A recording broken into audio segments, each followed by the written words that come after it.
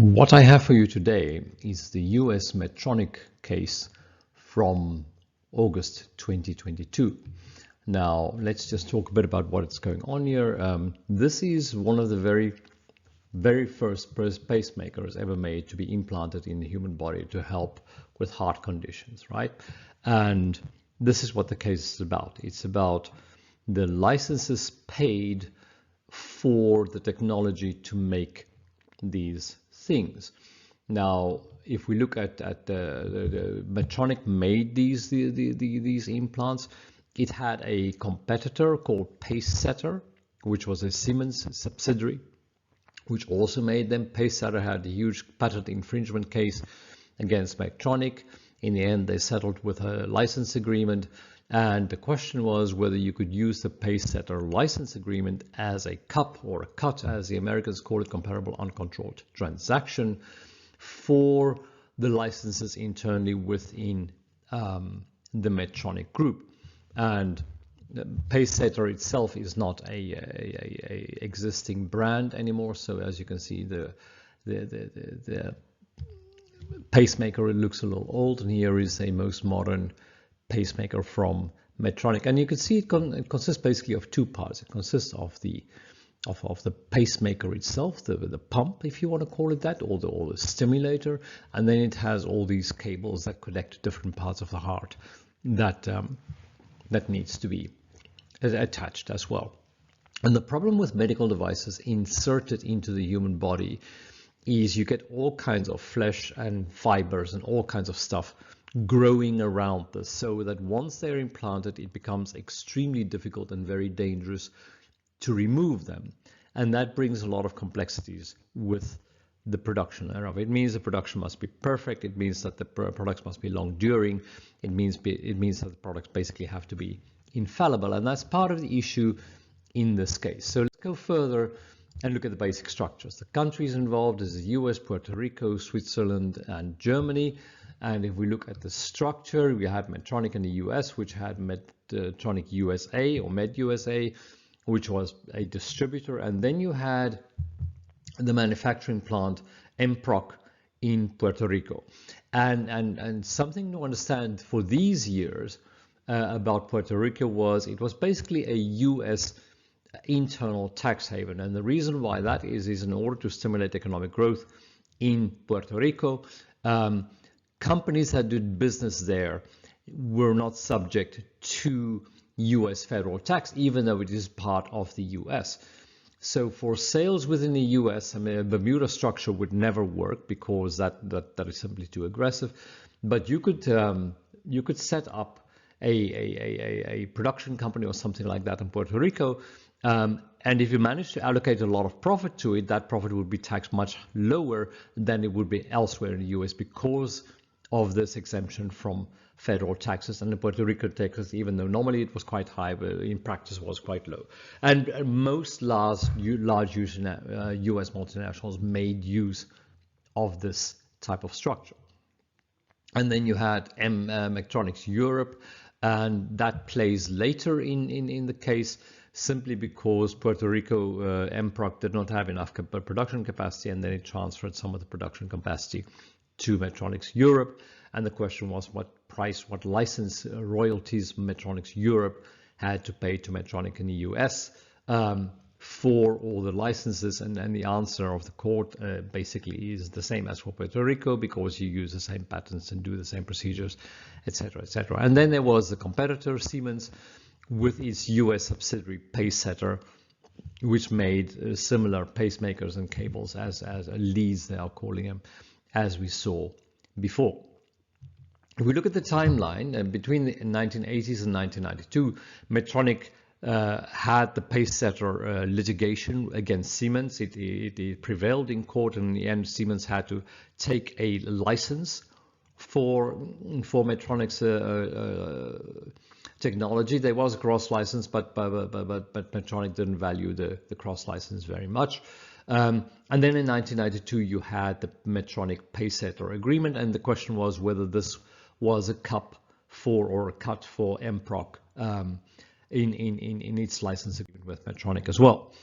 And then in 1994, St. Jude, another US competitor, actually bought the Pacesetter subsidiary from Siemens and continued the agreement with Medtronic in the US.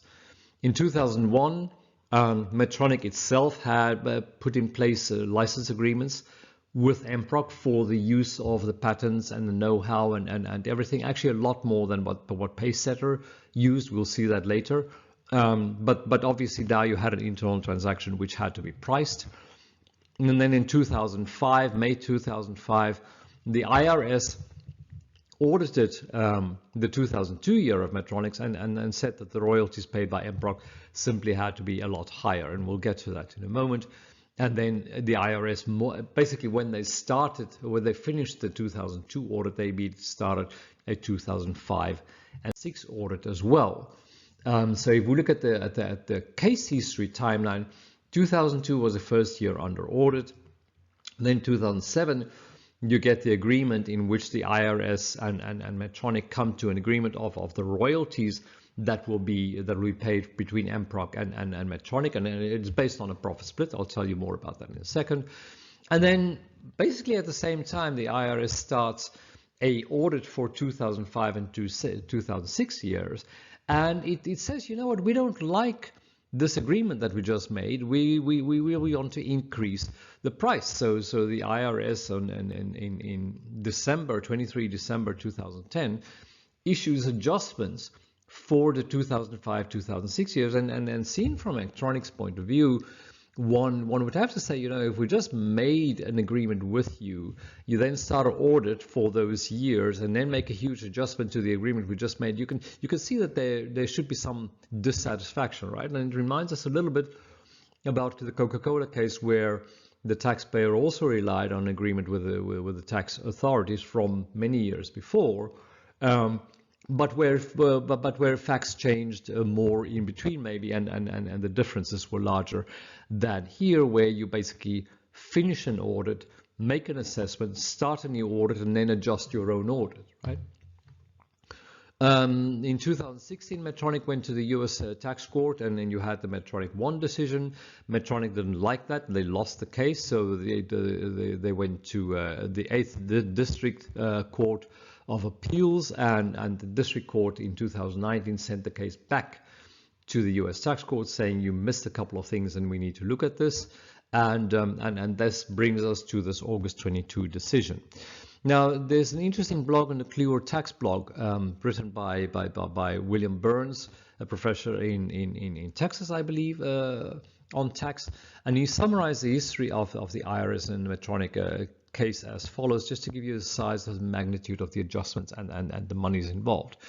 The IRS and Medtronic had agreed to an MOU, Memorandum of Understanding, to apply to the tax years in question of 44% for the sales of devices, so the pumps or the stimulators, and 26% for the leads. So that's what was agreed in 2007, which should be applied from 2005, right? The MOU also required Medtronic to undertake an annual profit split analysis with a system profit target for Puerto Rico of 38% for devices and 45% for leads. Medtronic making additional adjustments if the target was missed by more than 3% on either side. So it was less than 42 or more than 48, for instance, right? However, during the audit for 2005-2006, which started in 2007, the IRS did not like the result generated by the MOU and instead applied a cost-plus method.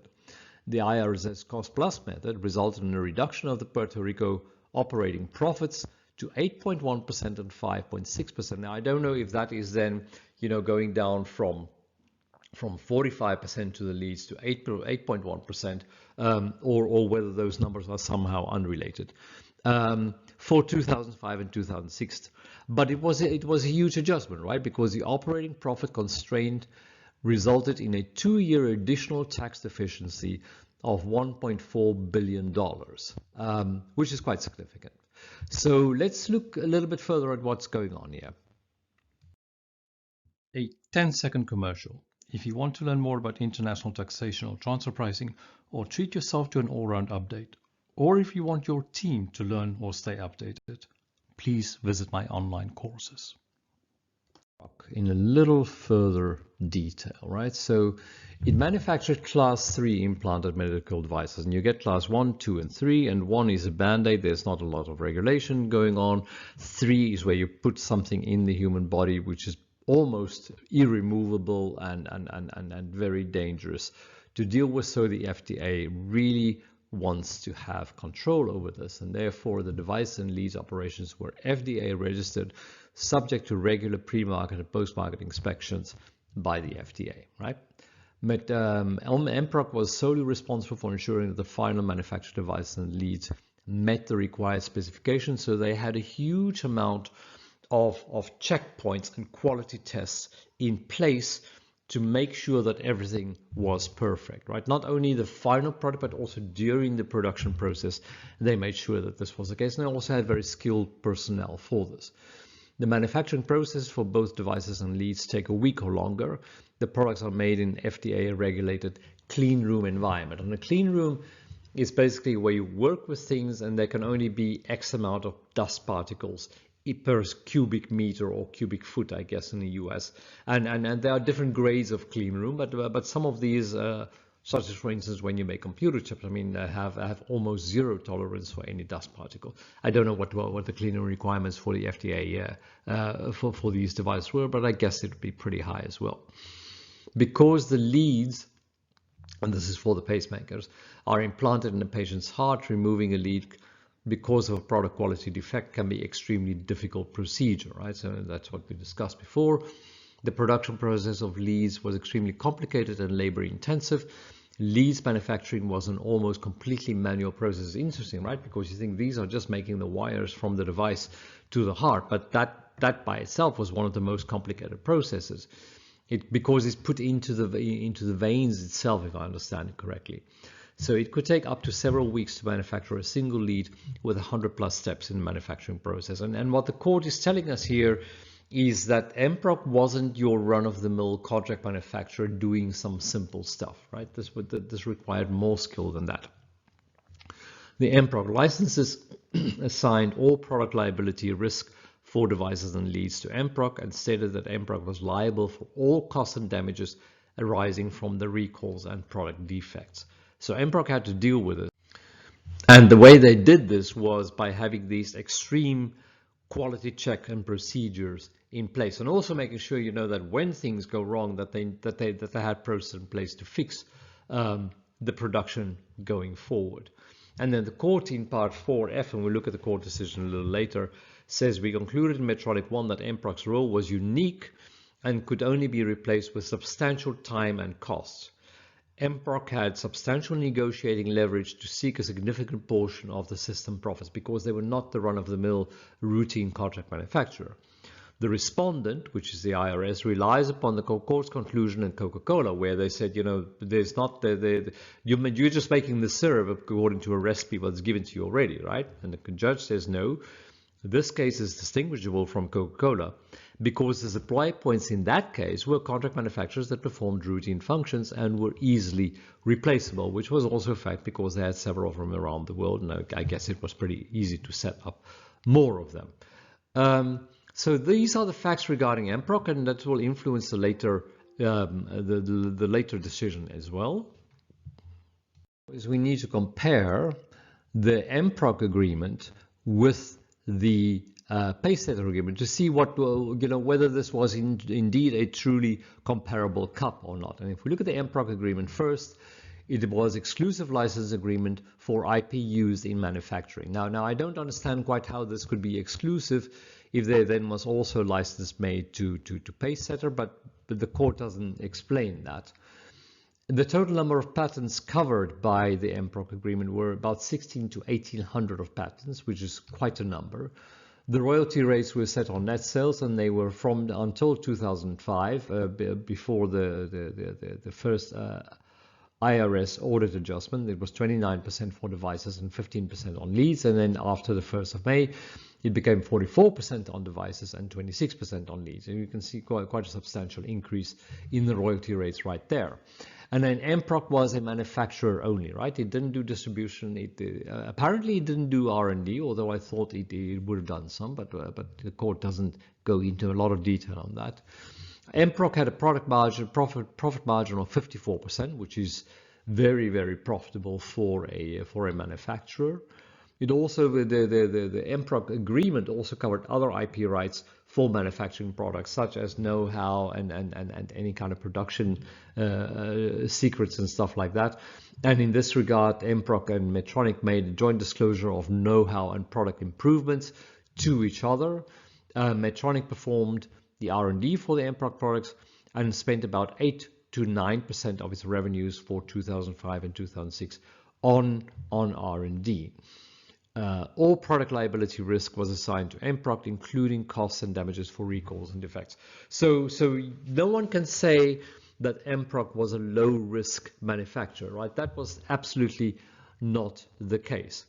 If we look at the Pacesetter agreement, it was a non-exclusive license agreement. It had to be because there was already a license given to Mproc for IP use in manufacturing. It had a total number of patents covered of 342, which is obviously dwarfed by the number of patents covered by the Mproc agreement. The royalty rates to Medtronic on sales after the dispute settlement came to 7% on devices and leads sold in the US and Japan, which is much lower than the Mproc rates. It was 3.5% for the rest of the world, even less, right? And then they agreed that, you know, if there were certain patents that, for instance, Siemens or Pacesetter needed, it could require Medtronic to give it those patents, and the maximum royalty that it could ask per year was 15%. But then each of Pacesetter and Medtronic were also allowed for, I think, 2 years at a time to identify 3 or 4 patents as essential, as key patents, and the competitor could force a license on those patents, at least not for the first 2 years after requiring it, right? Pacesetter manufactured, performed R&D, and distributed, which is much more than what Mproc did. So the question is whether it is comparable if you look at its functions. It had a product profit margin of only 29% compared to Mproc's 54%. There were no other rights covered in the Pacesetter agreement. And then there were no joint disclosure of know-how and product improvements. I'm not 100% sure about this. The court doesn't say anything about this, and it's not uncommon even for third parties to grant each other's licenses to patents under the condition that whatever improvements you make belong to me and you have to share it with me, right? So maybe this was in the Siemens/Pacesetter agreement, maybe it wasn't, I'm not sure. All product liability borne by Pacesetter, including costs for damages, was borne by Pacesetter, including costs and damage for recalls and defects, which is obvious because Pacesetter was a third party and a competitor. So in that regard, the Mproc and Pacesetter agreements were alike.